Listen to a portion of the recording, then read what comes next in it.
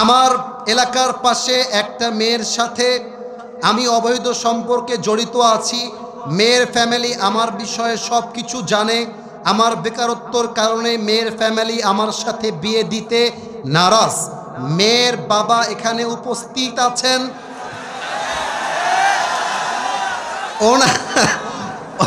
ওনার উদ্দেশ্যে কিছু বলবেন প্লিজ, যাতে আমার বিয়েটা হয়ে যায়। আচ্ছা থামো। ইতি মোহাম্মদ, না না না, একটু পেছনে যান, ওদেরকে দেখতে দেন, পেছনে যান। আচ্ছা, ইতি মোহাম্মদ রাশেদ সরকার, এলাকার নাম হচ্ছে ভেসি পশ্চিম মাস্টারপাড়া। আচ্ছা, মাস্টারপাড়ায় তার বাসা। সে যেই মেয়েরে ভালোবাসে, হ্যার বাপ নাকি এখানেই বসে আছে। বাবারে বাবা। আচ্ছা, আমি আমার সেই মেয়ের বাবার প্রতি আবদার রাখবো, আপনার মেয়ে যেই ছেলেকে পছন্দ করে, যেই ছেলে আপনার মেয়েকে পছন্দ করে, কাটা হয়ে লাভ নাই, বিয়েটা দিয়ে দেন। আরে মিয়া বিবি রাজি তো ক্যা করেগা। ছেলেও রাজি, মেয়েও রাজি।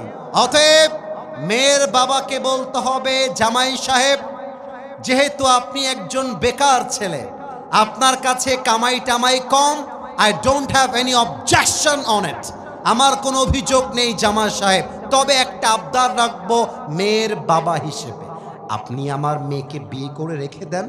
আমার মেয়ে আমার খরচে চলতো, আমার খরচেই চলবে, আমার বাসায় ছিল, আমার বাসাতেই থাকবে।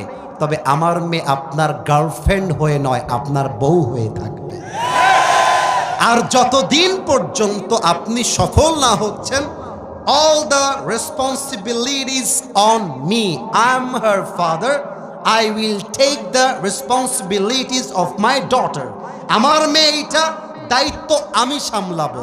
জামাই সাহেব, আপনি যখন চাকরি পেয়ে যাবেন, আপনি যখন ব্যবসায় সফল হয়ে যাবেন, আপনি আমার মেয়েকে রাজকুমারীর মতো বিয়ে করে হেলিকপ্টারে বাসায় নিয়ে যাবেন। এটা হবে মেয়ের বাবার কথা। এবার আসেন ছেলের বাবা কি বলবে। ছেলের বাবা বলবে, তুই আমার বেটা রে, মান সম্মান ডুবায় দিস না রে বাবা। তোর যদি বিয়ে করতে 1 লাখ লাগে, তোর বাপ সে 1 লাখ দিবে।